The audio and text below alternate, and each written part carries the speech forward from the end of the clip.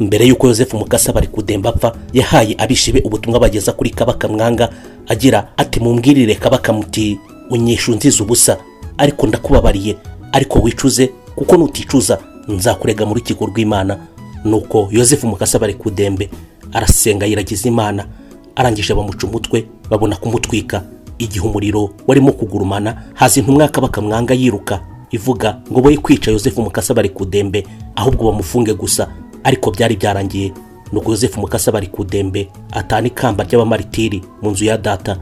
Mutagatifu Yozefu Mukasa Barikudembe Kiliziya yamugize umuvugizi w'abanyapolitiki n'abayobozi.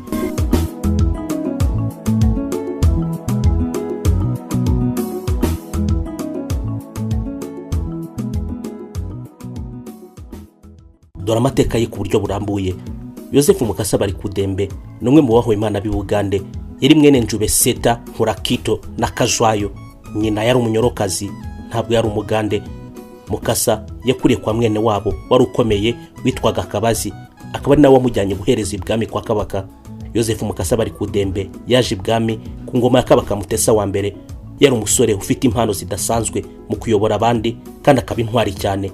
Abamisiyoneri bageze i Bugande mu 1879, Yozefu Mukasa Barikudembe yumvise inyigisho yabo arayikurikira, abatizwa mu bambere ku itariki 30 z'ukwezi kwa kane mu 1882 ahitwa Nyaburagara munsi ya Rubaga i Kampala.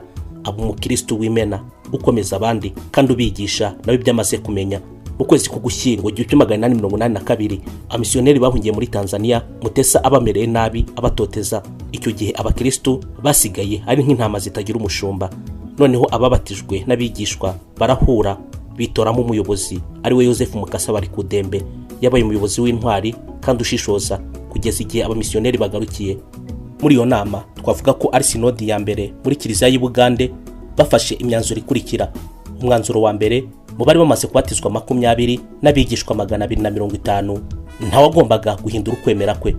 Umwanzuro wa kabiri, biyemeje gukomeza kwigisha ivanjiri ku buryo Bugande bwose bazabuhindura abakristo. Umwanzuro wa gatatu, biyemeje gukomeza gusobanurira no kumvisha Kabaka akamaro gakomeye n'ubwiza bw'ubukirisitu. Ibi bakabikora baba intangarugero mu buzima bwabo no mu mirimo yabo, biherekejwe n'amasengesho, gusiba no kwigomwa. Umwanzuro wa kane, biyemeje kumvisha Kabaka ko abamisiyoneri bagomba kugaruka vuba. Umwanzuro wa gatanu, biyemeje kujya batwara abantu bakabageza ku bapadiri muri Tanzania kugira ngo bahabwe amasakaramentu.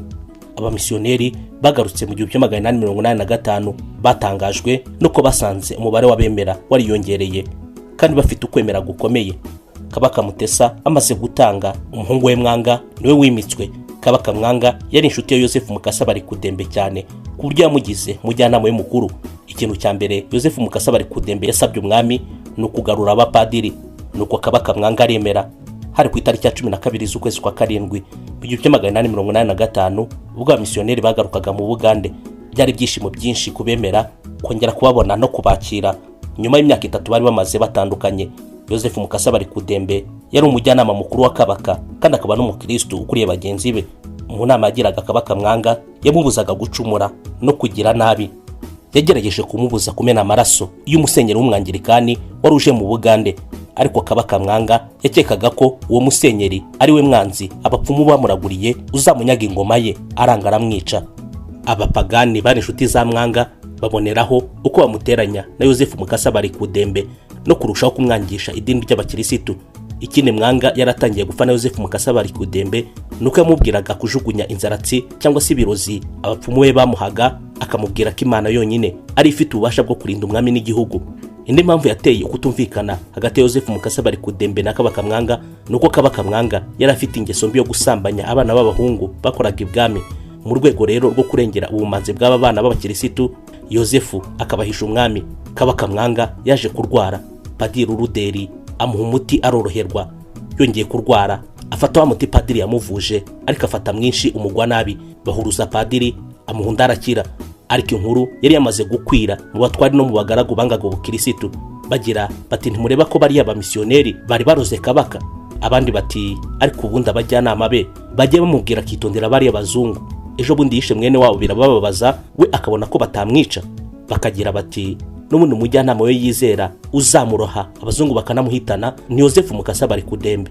Kuva icyo gihe rero Mwanga yanga Yozefu Mukasa Barikudembe atangira no kumukeka ko Yozefu Mukasa Barikudembe yari yarabujije Kabaka Mwanga amubwira ati wikwica umuntu w'Imana utakurwanya, so Mutesa ntiyari kubikora.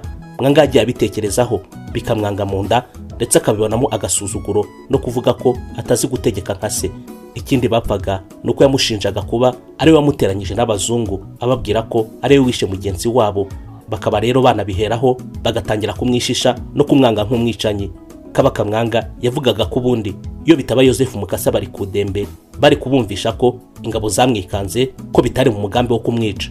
Ibi byose byatumye Kabaka Mwanga arakara cyane, niko gutuma kuri Yozefu Mukasa Barikudembe araramutonganya ijoro ryose burinda bucya, amubwira ukuntu amubangamiye mu mirimo ye kubera iryo dini ubu rimaze gutuma n'abagaragu be atakibategeka uko ashaka ngo bamwumvire. Bukeye Yozefu Mukasa Barikudembe abonye ko ibyo byarangiye, igihe icyo ari cyo cyose Kabaka Mwanga ashobora kumutanga bakamwica, aramanuka muri icyo gitondo ajya kuri misiyoni kumva misa, ahabwa Ukaristiya, ubundi yitegura gupfa neza. Hashize igihe gito Kabaka Mwanga amutumaho hamwe n'abagaragu bakuru, nuko amushinja ko aho ayobokeye ubukirisitu atakimwumvira, kandi ko agomesha n'abandi bagaragu abagira abakirisitu. Nuko amucira urwo gupfa, amuhabishi baramuboha bamujyana na Kivubo ahari inkwi ngo bamutwike. Mukajyanga wari ushinzwe kwica habo Kabaka yatanze yakundaga Yozefu Mukasa Barikudembe kandi akamwubaha ku buryo yaje no kumubohora ngo yigenze. Ubwo Mukajyanga atangira gutekereza uko yakiza Yozefu Mukasa Barikudembe. Yarazi ko hari igihe Mwanga yatangaga abantu mu gihe cy'umujinya, nyuma yacururuka akaza kwisubiraho akabababarira.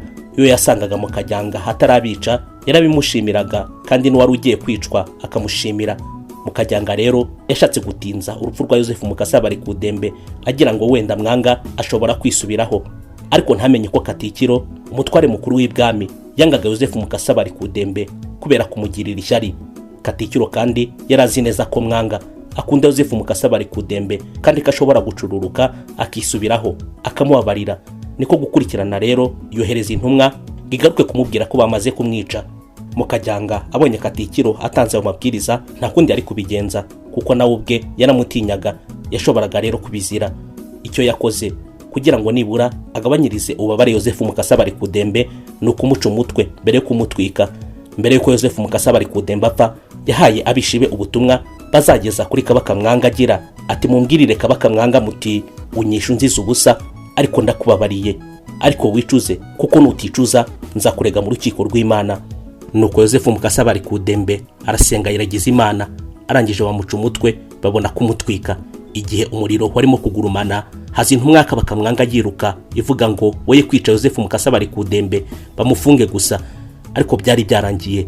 Nuko Yozefu Mukasa Barikudembe atana ikamba ry'abamaritiri mu nzu ya data.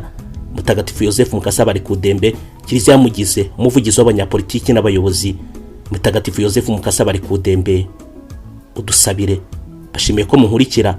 Iki kiganiro niba kigushimishije nawe gisangiza abandi, twifashishije inyandiko zakusanyijwe na Ntoni Karidinali Kambanda wanditse kuri abahowe Imana b'Ibugande. Nitwa Manase Manirakiza. Naho butaha.